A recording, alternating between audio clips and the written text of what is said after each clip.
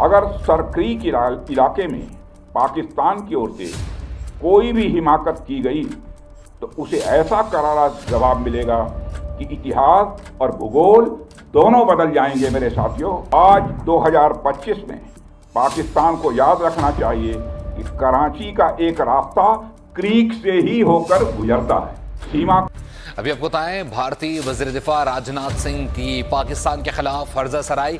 राजनाथ सिंह ने एक जानिब तो भारत पाकिस्तान के साथ एक और एडवेंचर की तैयारी कर रहा है और ये एक ओपन सीक्रेट है, और अब भारत के वज़ीर दिफा राजनाथ सिंह ने एक धमकी दी है पाकिस्तान को।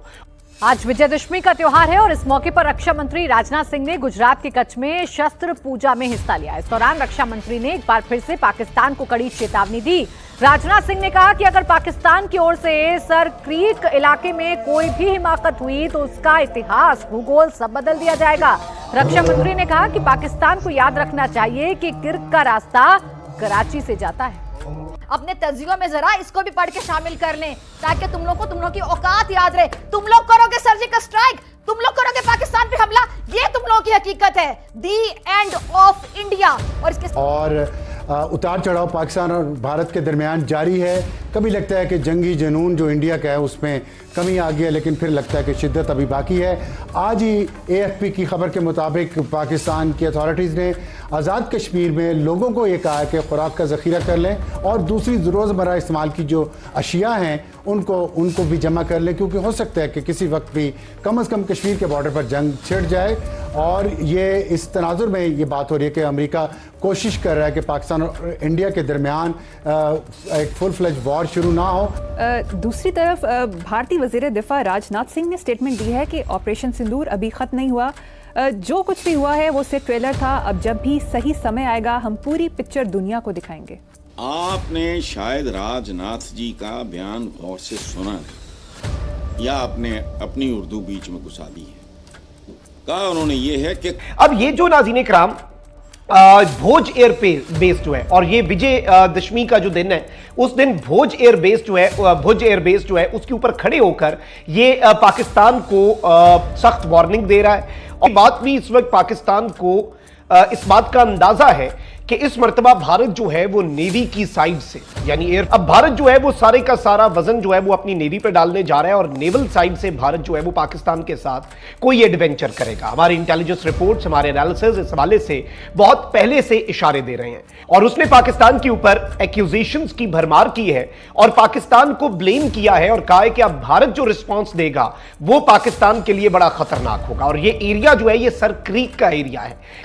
ये जो अभी हालिया वाकया हुआ है उसमें इनकी हुकूमत ने कहा कि हम इंडिपेंडेंट इंक्वायरी करने चाहते हैं, पाकिस्तान आप उसमें शामिल हों, अब भारत उसमें क्या करेगा। लेकिन जो मेरा सवाल आपसे पर्टिकुलर है सर कि इस ऐसे इक़दाम पर जो कि पाकिस्तान मुसलसल फेस कर रहा है दहशतगर्दी का, ये अमल भी एक लिहाज से चलें बहुत गलत है, किसी भी इंसानियत का कत्ल। लेकिन जो भारत एकदम पाकिस्तान पे इल्ज़ाम लगाया है और जो उसने एक्शन लिए हैं सारे, उन एक्शंस में एक ऐसा एक्शन लिया है जो उसका इख्तियार नहीं था, एक तरफा उसने ये फैसला किया है उस ट्रीटी को जो 1960 में वर्ल्ड बैंक की सालिसी से हुआ था उसे ख़त्म कर दिया या मुअत्तल कर दिया या मनसूख कर दिया।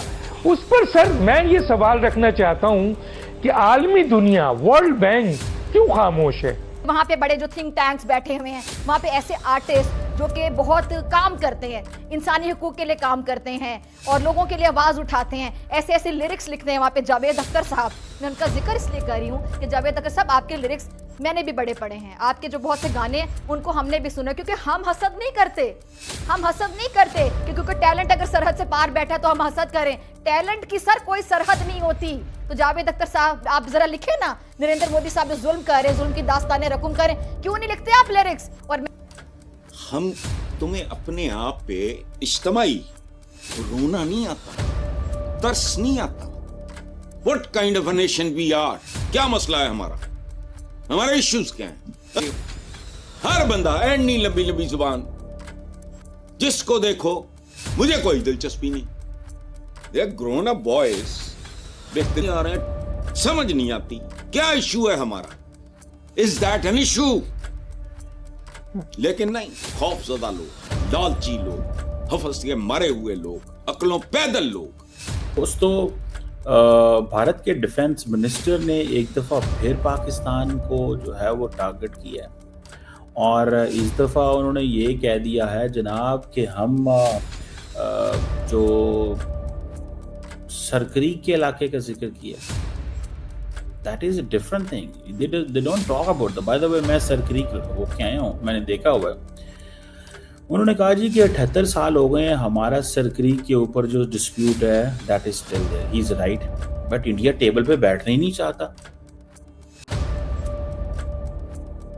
इंडिया वो कहता है जी इशू रिजॉल्व करना चाहता है। इंडिया तो इंफ्रास्ट्रक्चर डेवलप कर रहा है वहां पर। मैं वो इंफ्रास्ट्रक्चर, इंडिया की एक हाई राइज बिल्डिंग उन्होंने बनाई हुई है, मुझे याद है बहुत अच्छे से, मैं वो देख के आया हूँ बिल्डिंग को। ठीक है जी, मैं वो बिल्डिंग देख के आया हूँ। देखें, एक चीज़ तो डॉक्टर साहब ये समझने की है कि एक जो कुव्वत होती है, ताकत होती है, वो आपका उसूली मौक़िफ़ होता है, आपका मबनी बरहक स्टैंड होता है। लेकिन जो इस वक्त दुनिया की सूरत हाल है, उसमें सिर्फ उसूली मौक़िफ़ और मबनी बरहक स्टैंड काफ़ी नहीं होता। दुनिया उसूली बुनियादों पर इन चीज़ों के साथ खड़ी नहीं होती, बल्कि उसके साथ साथ आपके साथ कुव्वत भी होनी चाहिए और ताकत भी होनी चाहिए। तो ये अलमिया है कि हमारी जो दुनिया जिसमें इस वक्त हम रह रहे हैं, ये अमन की और फाख्ताओं की दुनिया नहीं है, ये उकाबों की और चीतों की दुनिया है। इसलिए आप उसूली मौक़िफ़ भी रखें, आप मबनी बरहक स्टांस और स्टैंड भी लें, लेकिन उसके साथ साथ आपको अपने दिफा के लिए ताकतवर भी होना चाहिए और भरपूर कुव्वत का मुजाहिरा भी करना चाहिए। इसके बगैर नहीं होगा। नरेंद्र मोदी ने अपनी पॉलिटिक्स ठीक करनी है और उसके लिए अब वो कुछ ना कुछ एडवेंचर करेगा। दोस्तों, अगली बार अगर पाकिस्तान ने कोई हिमाकत किया तो उसके हिस्ट्री ज्योग्राफी बदल देंगे। ये दोस्तों शब्द मेरे नहीं है, बल्कि हमारे डिफेंस मिनिस्टर राजनाथ सिंह जी के हैं कि दशहरा के मौके पर आज उन्होंने पाकिस्तान को एक तगड़ी सी वार्निंग लगा दी है। सरक्रीक के इलाके को लेकर उन्होंने कहा है कि अगर वहां से कोई भी गुस्ताखी होती है, कोई भी हमें चूजा दिखती है, तो भारत पाकिस्तान का हिस्ट्री ज्योग्राफी बदल कर रख देगा।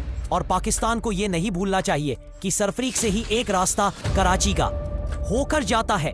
तो पिछली बार लाहौर था, अगला टारगेट हमारा कराची होगा। जैसे ही राजनाथ सिंह ने बयान दिया, मानो पाकिस्तान के सीने में आग लग गई कि ऐसा कैसे कह सकते हैं, भारत हमेशा जंग की बातें करता है।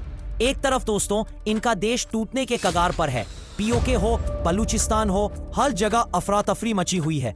ऐसे समय में राजनाथ सिंह का ऐसा स्टेटमेंट देना पाकिस्तानियों के लिए ऐसा लग रहा है कि जैसे दोस्तों इनके सीने पर किसी ने वार कर दिया है। तो दोस्तों, पाकिस्तान को यह वार्निंग याद रखना चाहिए कि चाहे खेल का मैदान हो या फिर जंग का मैदान हो, हार। तो दोस्तों, पाकिस्तान को यह वार्निंग याद रखना चाहिए कि चाहे खेल का मैदान हो या फिर जंग का मैदान हो, हारना पाकिस्तान को ही है। अपनी औकात भी नहीं भूलनी चाहिए।